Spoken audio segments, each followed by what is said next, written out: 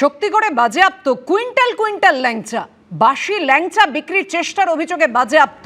শক্তিগড়ে পরপর ল্যাংচার দোকানে অভিযান চালায় পুলিশ। বাজেয়াপ্ত 3 কুইন্টাল বাসি ল্যাংচা। জেলার উপমুখ্য স্বাস্থ্য আধিকারিক কি জানিয়েছেন এ প্রসঙ্গে দেখুন।